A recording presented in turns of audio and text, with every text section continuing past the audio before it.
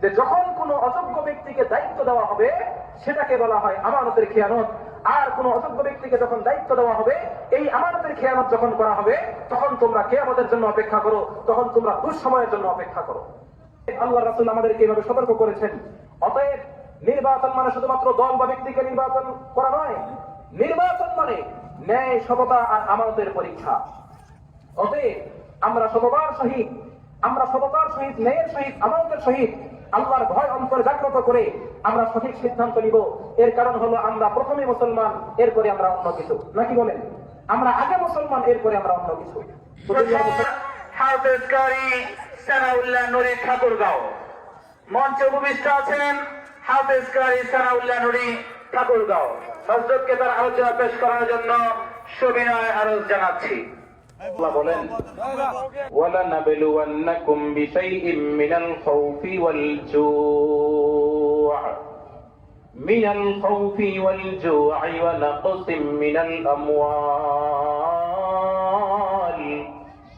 مِّنَ الْأَمْوَالِ وَالْأَنفُسِ وَالثَّمَرَاتِ وَبَشِّرِ الصَّابِرِينَ।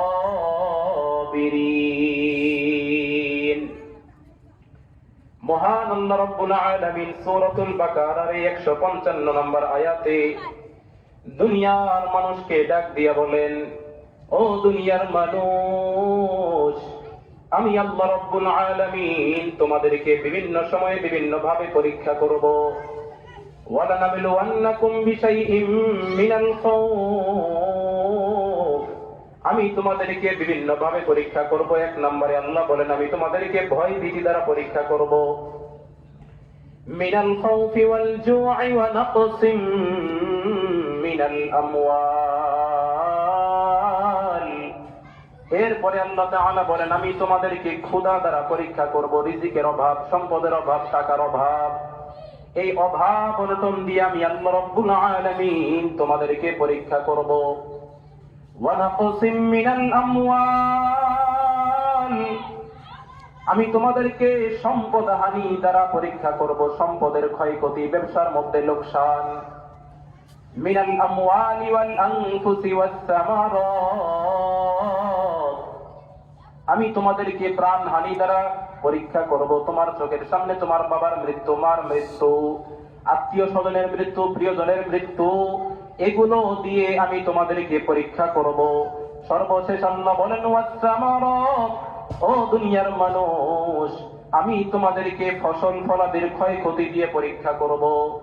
তবে আল্লাহ তাআলা সর্বশেষ নবীকে ডাক দিয়ে বলেন, ও আমার প্রিয় হাবিব,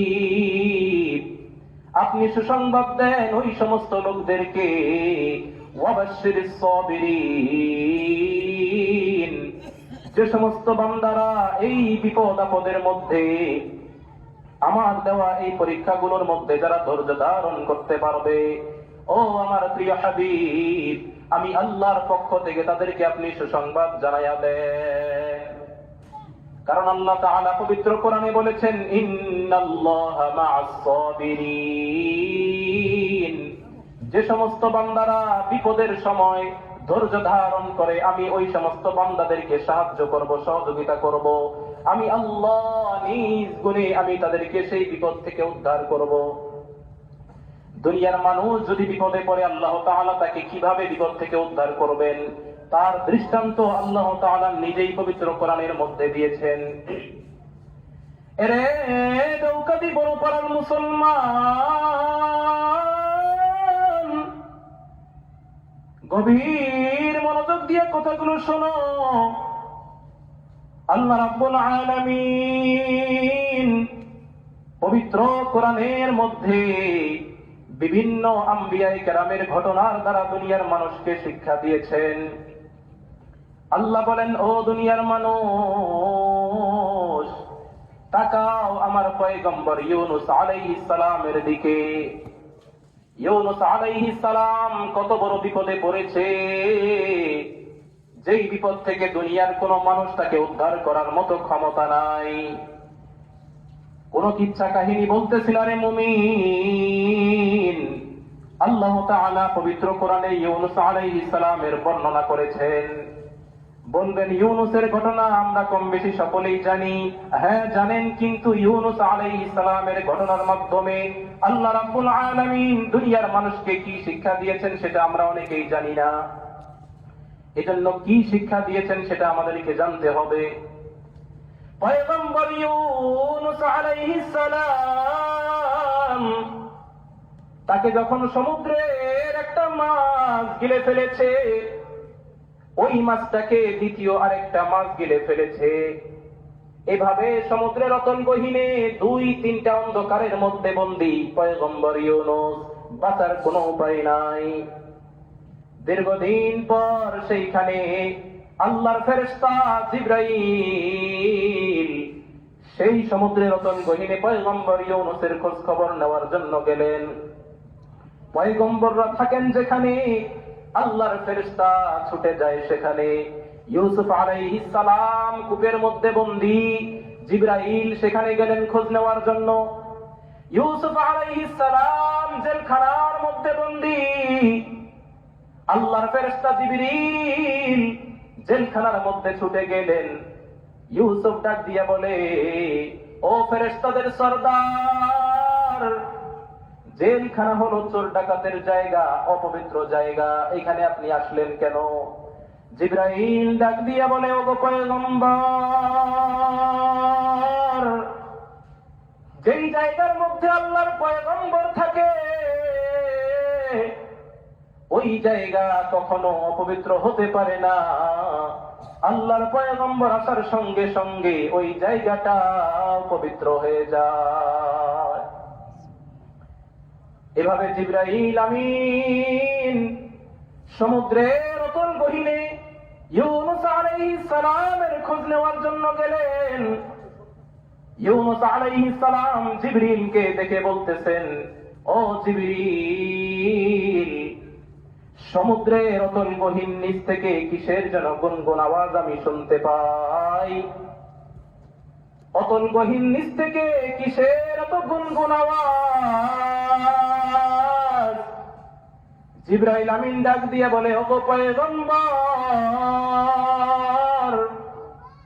সমুদ্রের অতল গহীন নিচ থেকে আপনি যেই গুনগুন আওয়াজ শুনতে পান, এই গুনগুন আওয়াজ আর কোনো আওয়াজ নয়। এই গুনগুন আওয়াজ হলো সমুদ্রের অতল গহীন নিচে যতগুলি কীট পতঙ্গ, যতগুলি কঙ্কর আছে, এই কীট পতঙ্গ, এই কঙ্কর গুলি আল্লাহর নামের জিকির করতেছে। এভাবে দুনিয়ার প্রতিটি মাখলুকাত আল্লাহর নামের জিকির করে। ও দুনিয়ার মানুষ, আজকে তুমি আমি বেখবর। আল্লাহর এত নিয়ামত পাওয়ার পরেও নিয়ামতের শুকরিয়া আদায় করি না। আল্লাহর এত নিয়ামত খাই, নিয়ামতের গুণ গাই না। আল্লাহর এত নিয়ামত খাওয়ার পরেও আল্লাহর হুকুমগুলি আমরা যথাযথভাবে আদায় করি না।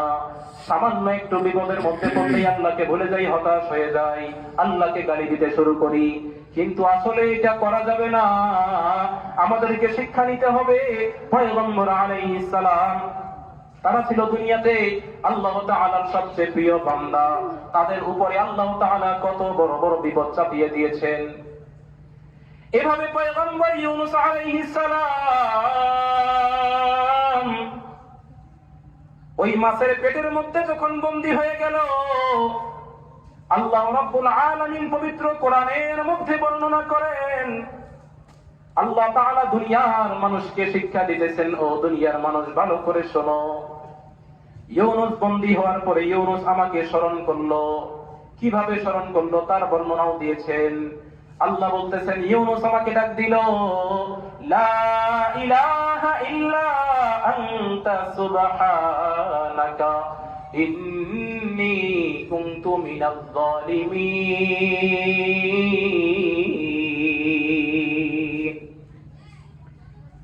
আল্লাহ তাআলা বলতেছেন, পয়গম্বর ইউনুস আমাকে ডাকতেছে আর বলতেছে, গো আল্লাহ, তুমি ছাড়া আমার কোন মালিক নাই, তুমি তো অদ্বিতীয় খোদা, তুমি ছাড়া কোন প্রতিপালক নাই। আজকে যদি তুমি আমাকে রক্ষা না করো, আমি আজকে কিভাবে এখান থেকে বেঁচে ফিরবো? আল্লাহ রাব্বুল আলামিন এবার দুনিয়ার মানুষকে শিক্ষা দিতেছেন, ও দুনিয়ার মানুষ, ইউনুস যখন আমার কাছে সাহায্য চাইলো আমি ইউনুসকে সাহায্য করলাম, সে যখন আমাকে ডাক দিল আমি তার ডাকের জবাব দিলাম। আল্লাহ বলতেছেন ফাস্তাজাবনা লাহু, ইউনুস আমাকে ডাক দিল আমি তার ডাকের জবাব দিলাম।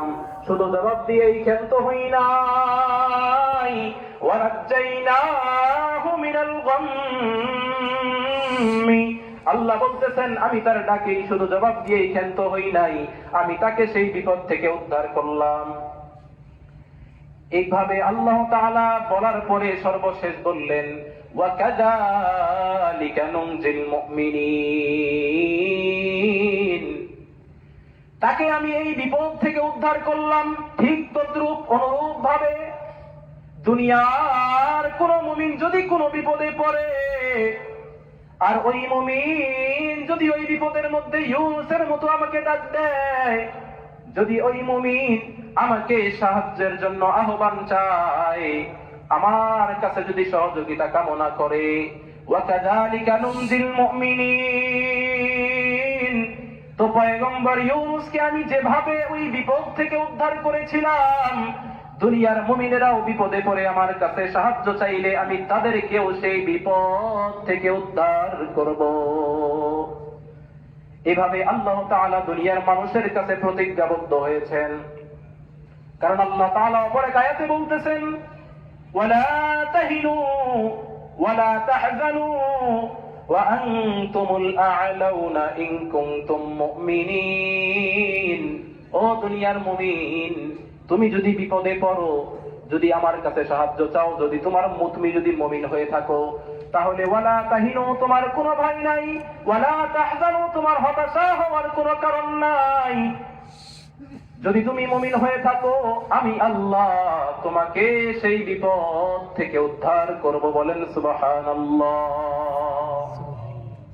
এজন্য দুনিয়ার মুমিনেরা আমরা বিপদে পড়লে সর্বপ্রথম আমাদেরকে কার শরণাপন্ন হতে হবে? আল্লাহর শরণাপন্ন হতে হবে। বিপদে পড়লে সর্বপ্রথম আমাদেরকে আল্লাহর কাছে সাহায্য চাইতে হবে, দুনিয়ার মানুষের কাছে নয়। দুনিয়ার মানুষ, তাদের কাছে আপনি সহযোগিতা কামনা করলে, নিজের দুর্বলতার কথাগুলো বললে, তারা আপনার এই দুর্বলতার সুযোগ নিবে, তারা আপনাকে সাহায্য করবে না। দুনিয়ার মানুষের কাছে কিছু চাইলে দুনিয়ার মানুষ বেজার হয়, কিন্তু আল্লাহ বলেন আমার কাছে আমার বান্দা যখন চায়, আমি তখন আমার বান্দার প্রতি খুশি হই। সুবহানাল্লাহ। মনে রাখবেন যে যখন বিপদ আপদ দুর্দশা আসে, আরে অন্ধকার যখন আসে, অন্ধকারে তো নিজের ছায়াও নিজেকে পাত্তা দেয় না, নিজের ছায়াও দেখা যায় না। তো যেখানে আপনার অন্ধকারের সময় নিজের ছায়াও আপনাকে দেখা দেয় না, সেখানে দুনিয়ার মানুষ তো বহু দূরের কথা। অতএব দুনিয়ার মানুষের আশাবাদ দিতে হবে। বিপদ আপদে লিপ্ত হলেই আমাদেরকে আল্লাহর কাছে সাহায্য সহযোগিতা কামনা করতে হবে।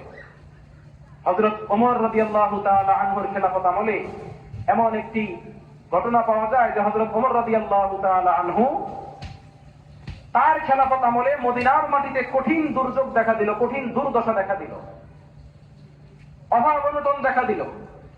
এবার সকলে বসে মিলে পরামর্শ করলেন যে এই দুঃসময়ে আমরা এখন কি করতে পারি। তো অনেকে পরামর্শ দিল যে খলিফাতুল মুসলিমিন, এই মুহূর্তে আমরা যেহেতু আমাদের এই দুর্যোগ, তো আমরা বিভিন্ন দেশে যেতে পারি এবং সেখান থেকে খাদ্য সামগ্রী নিয়ে আসতে পারি। কেউ কেউ পরামর্শ দিলেন আমরা ইয়েমেনে যাব, সেখান থেকে কিছু খাদ্য সামগ্রী নিয়ে আসবো আমাদের এই দুর্যোগ মোকাবেলা করার জন্য।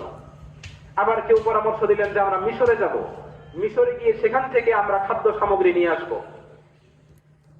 তো ওমর রাদিয়াল্লাহু তাআলা আনহু উভয় পক্ষের মতটি গ্রহণ করলেন এবং বললেন যে ঠিক আছে, একটি দল যাবে ইয়েমেনে, একটি দল যাবে মিশরে, এবং সেখান থেকে কিছু খাদ্য সামগ্রী নিয়ে আসবে আমাদের এই দুর্যোগ মোকাবেলা করার জন্য, এই অভাব অনটন সাময়িক সময়ের জন্য মেটানোর জন্য। এভাবে ফয়সালা হয়ে গেল, সবাই যার যার ঘরে চলে গেল, পরের দিন সকলে রওনা হবেন। কিন্তু খলিফাতুল মুসলিমিন আমিরুল মুমিনিন ওমর রাদিয়াল্লাহু তাআলা আনহু বাড়িতে ফিরে গেলেন। বাড়িতে ফিরে গিয়ে তার চোখে নিদ্রা নাই, তিনি শুধু ভয় পাচ্ছেন যে এই ফয়সালাটা করলাম, এটা কি ঠিক হলো নাকি বেঠিক হয়েছে। এভাবে যখন চিন্তিত, আমিরুল মুমিনিন খলিফাতুল মুসলিমিন হযরত ওমর রাদিয়াল্লাহু তাআলা আনহু রাতের বেলায় চোখের মধ্যে কোনো ঘুম নাই, এভাবে চিন্তা করতেছেন যে আজকে আমাদের দেশের এই দুর্যোগ, এই দুর্যোগকালে আমরা বাইরের দেশে যাব কিছু খাদ্য সামগ্রী আনার জন্য, এটা কতটুকু যুক্তিসঙ্গত কাজ হবে? এভাবে চিন্তা করতে করতে ওমরের চোখে ঘুম নাই। সুবহে সাদিকের আগ মুহূর্তে তিনার কিছুটা তন্দ্রাচ্ছন্ন হয়ে পড়লেন, কিছুটা ঘুম ঘুম ভাব হযরতে ওমর রাদিয়াল্লাহু তাআলা আনহুর চোখে। যখন ওমর রাদিয়াল্লাহু তাআলা আনহু ঘুমিয়ে পড়লেন, ঘুমিয়ে পড়ার সাথে আল্লাহর হাবিব, আল্লাহর পয়গম্বর নবী মুহাম্মদুর রাসূলুল্লাহ সাল্লাল্লাহু আলাইহি ওয়াসাল্লাম তার স্বপ্নের মধ্যে হাজির হয়ে গেলেন। আল্লাহর নবী মুহাম্মদ সাল্লাল্লাহু আলাইহি ওয়াসাল্লাম ওমরের ঘুমের স্বপ্নের মধ্যে উপস্থিত হয়ে গেল, কিন্তু পয়গম্বরের মুখে কোনো হাসি নাই, পয়গম্বরের মুখটা বেজার, পয়গম্বর মলিন অবস্থায় রয়েছেন। ওমর রাদিয়াল্লাহু তাআলা আনহু ডাক দিয়ে বলে, ওগো হাবিব, আপনার চেহারার মধ্যে কোনো হাসি নাই, আপনার চেহারার মধ্যে কোনো আনন্দ নাই, মুখটা মলিন করে রেখেছেন কেন? পয়গম্বর ডাক দিয়ে বলে, ও আমার প্রিয় ওমর, আজকে তোমরা সাধারণ একটা দুর্যোগের মধ্যে পড়েছ, আর এই দুর্যোগ মোকাবেলা করার জন্য তোমরা আজকে দুনিয়ার মানুষের দ্বারে দ্বারে যাওয়ার জন্য প্রস্তুতি গ্রহণ করেছ। ও ওমর, ভালো করে শোনো, আমি কি দুনিয়াতে থাকতে তোমাদেরকে দুর্যোগ মোকাবেলা কিভাবে করতে হয় সেটা শিক্ষা দিয়ে আসি নাই? আমি কি তোমাদেরকে আল্লাহর পবিত্র কালামের আয়াত শোনাই নাই যে আল্লাহ তাআলা যেখানে বলেছেন, ইয়া আইয়ুহাল্লাযীনা আমানুস্তাঈনু বিস-সাবরি ওয়াস-সালাহ ইন্নাল্লাহা মা'আস-সাবিরিন। ও ওমর, আমি কি তোমাদেরকে এই আয়াত পড়ে শোনাই নাই যে দুনিয়ার মুমিন যখন বিপদে লিপ্ত হবে, ওই মুমিন নামাজের মাধ্যমে মহান প্রতিপালকের কাছে সাহায্য কামনা করবে। আর যেই মুমিন নামাজের মাধ্যমে মহান আল্লাহর কাছে সাহায্য কামনা করবে, আল্লাহ তাআলার ঘোষণা, আল্লাহ তাআলা ওই বান্দাকে সাহায্য করবেন। নবীজি এভাবে ওমরকে স্বপ্নের মধ্যে বলতেছেন, ওমর, আমি কি তোমাদেরকে এই শিক্ষাটা দিয়ে আসি নাই? সঙ্গে সঙ্গে ওমরের ঘুম ভেঙে গেল। পরদিন সুবহে সাদিকের সময় ফজরের নামাজ আদায় করার পরে ওমর রাদিয়াল্লাহু তাআলা আনহু বাকি সাহাবায়ে কেরামদের দিকে ফিরে সকলকে ডেকে বললেন, ও সাহাবায়ে কেরাম, আজকে রাত্রিবেলা আমাদের প্রিয় হাবিব, আমাদের নবী মুহাম্মদুর রাসূলুল্লাহ, সকলে পড়েন সাল্লাল্লাহু আলাইহি ওয়াসাল্লাম, আমাদের প্রিয় নবী সাল্লাল্লাহু আলাইহি ওয়াসাল্লাম আমাকে স্বপ্নের মধ্যে দেখালেন, ও ওমর, আমি কি তোমাদেরকে বিপদ আপদ কিভাবে মোকাবেলা করবা সেটা শিক্ষা দিয়ে আসি নাই? অতএব যেই সিদ্ধান্ত গ্রহণ করা হয়েছিল, এক দল যাবে ইয়েমেনে আর এক দল যাবে মিশরে কিছু খাদ্য সামগ্রী আনার জন্য, সেই সিদ্ধান্তকে স্থগিত করা হলো, নিষিদ্ধ ঘোষণা করা হলো। এখন আমরা আর কোনো দেশে কোনো মানুষের দ্বারে দ্বারে ছুটবো না, আমরা কারো নিকট সাহায্যের জন্য হাত বাড়াবো না। ও আমার সাহাবায়ে কেরাম, আমরা আজকে সকলে মিলে আল্লাহর দরবারে নামাজ পড়ে আল্লাহর কাছে রোনাজারি করে আল্লাহর কাছে দুইটা হাত তুলে আমরা সাহায্য কামনা করব। কিতাবের মধ্যে বর্ণনা করা হয়, এভাবে তারা যখন সাহায্য কামনা করলো, কিছুদিনের মধ্যেই তাদের সেই বিপদ, তাদের সেই দুর্দশা আর দুর্যোগ কিছুদিনের মধ্যেই দূরীভূত হয়ে গেলেন। সুবহানাল্লাহ। এজন্য দুনিয়ার মুমিন, আমরা কোনো বিপদে পড়লে আমাদের উচিত মহান মালিকের শরণাপন্ন হওয়া। মালিক আমাদেরকে সাহায্য করবেন, সহযোগিতা করবেন। অথচ আজকে আমরা আল্লাহর এত নিয়ামত পাওয়ার পরেও, এত নিয়ামত ভোগ করার পরেও আমরা আল্লাহর কথা ভাবি না, দুনিয়ার মানুষের কাছে যাই। দুনিয়ার মানুষ আপনার কি উপকার করতে পারবে?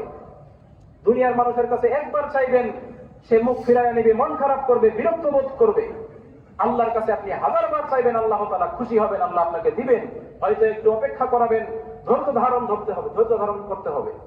কারণ আল্লাহ বলেছেন ইন্নাল্লাহা মা'আস সাবিরিন, আমি ধৈর্যশীলদের সঙ্গে থাকবো। তো প্রিয় মুসলমান, এজন্য আমাদেরকে আল্লাহর দিকে ধাবিত হতে হবে। তো আজ আমরা তো এমন একটা সময়ের মধ্যে বসবাস করছি, সামনে আমাদের পবিত্র নির্বাচন, বাংলাদেশের জাতীয় সংসদ নির্বাচন। তো এখানে কোনো রাজনৈতিক দেশীয় কোনো আলাপ নয়, কোরআন এবং হাদিস আমাদেরকে কি শিক্ষা দেন, কি দিক নির্দেশনা দেন, সেটাই আমরা জানবো সংক্ষেপে। যে আল্লাহ তাআলা কি বলছেন পবিত্র কোরআনে। পবিত্র কোরআনের এক আয়াতের মধ্যে আল্লাহ তাআলা বলেন, ইন্নাল্লাহা ইয়া'মুরুকুম আন তুআদ্দুল আমানাতি ইলা আহলিহা ওয়া ইযা হাকামতুম বাইনান নাসি আন তাহকুমু বিল আদল। যে হে দুনিয়ার মুমিনগণ, তোমাদের কাছে আমানত যে তোমরা দায়িত্বশীলদেরকে নির্বাচিত করবে এবং তোমরা যখন বিচার সালিশ করবে তখন তোমরা সততার সঙ্গে বিচার সালিশ করবে। অপরদিকে নবীজি সাল্লাল্লাহু আলাইহি ওয়াসাল্লাম দুনিয়ার মানুষকে সতর্ক করেছেন যে হে দুনিয়ার মানুষ, যখন তোমরা যদি আমানতের খেয়ানত করো তাহলে তোমরা মনে রাখবে যে আমানতের খেয়ানত যদি দুনিয়ার কোনো মানুষ করে তাহলে তোমরা কিয়ামতের জন্য অপেক্ষা করো, তোমরা দুঃসময়ের জন্য অপেক্ষা করো। এই যে দুর্যোগগুলি আসে কেন? নবীজি বলেন যখন তোমরা আমানতের খেয়ানত করবে তখন তোমাদেরকে দুর্যোগের মধ্যে ফেলে দেওয়া হবে, বিপদ আপদের মধ্যে লিপ্ত করা হবে। লোকেরা তাকে জিজ্ঞাসা করলেন, ইয়া রাসূলুল্লাহ, দুর্যোগের সময় কোনটা? আর আমানতের খেয়ানত বলতে আপনি কি বুঝিয়েছেন? আমানতের খেয়ানত কাকে বলা হয়? আল্লাহর নবী সাল্লাল্লাহু আলাইহি ওয়াসাল্লাম তার উম্মতদেরকে শিক্ষা দিলেন যে আমানতের খেয়ানত হলো ওই জিনিসের নাম যে যখন কোনো অযোগ্য ব্যক্তিকে দায়িত্ব দেওয়া হবে সেটাকে বলা হয় আমানতের খেয়ানত।